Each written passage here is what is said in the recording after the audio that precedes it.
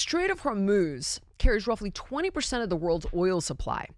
And oil is priced on a global market, not a local one. So even if the strait isn't fully closed, just the threat of like mines and drones and missile strikes are going to make shipping riskier, which makes insurance more expensive. And then traders bid up oil futures in anticipation of a possible supply disruption. So when crude prices rise, gasoline, diesel, jet fuel, and transportation costs rise with it.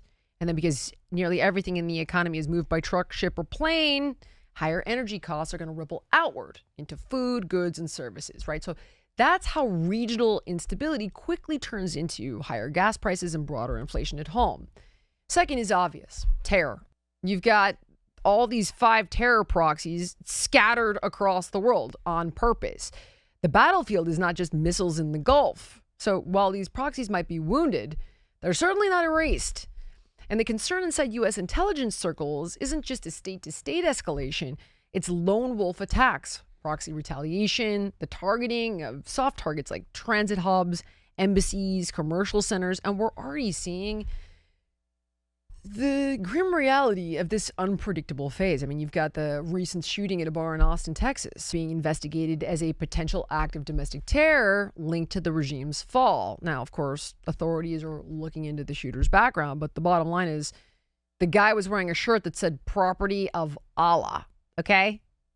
This is the venom in the system, a war that's moved from the silos of Iran to the streets of America. And the third concern is the power vacuum. So at the moment, this is less about who was killed and more about who's left alive, right? Who inherits Iran? Some worry that with the supreme leader gone, the IRGC might transition into a military junta, right? Abandoning the religious pretense for a purely brutal dictatorship. And then another equally awful possibility is that Mojtaba Khomeini, this is the late Ayatollah's son, that he could take power. And this guy's operated behind the scenes as a power broker with influence over the Revolutionary Guard and intelligence services in Iran. So elevating this guy would preserve the regime's continuity, which would mean continued reign of terror. That would be awful. And the third possible outcome circulating is the return of Reza Pahlavi. So this is the son of the last Shah. And he's been speaking from exile, calling for a democratic transition. Now, here would be his approach.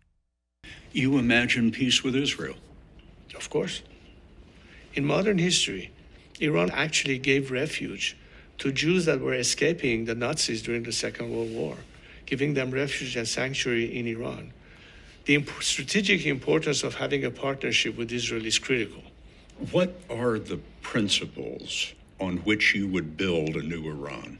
I think what today unites us are 4 core principles that I think is the subject of how we can work together towards that end. Number 1 is Iran's territorial integrity.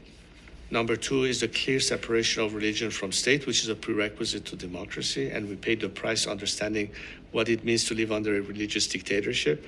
Number 3 is, of course, equality of all citizens under the law and individual liberties. And most importantly, the process, a democratic process to allow the people to elect and decide what their future system of governance should be. What would happen to the nuclear weapons program? I think it should be totally dismantled. All right, guys, if you like this clip and you want to watch the full episode, click here. And if you want more content like this, you can subscribe to the show by clicking here.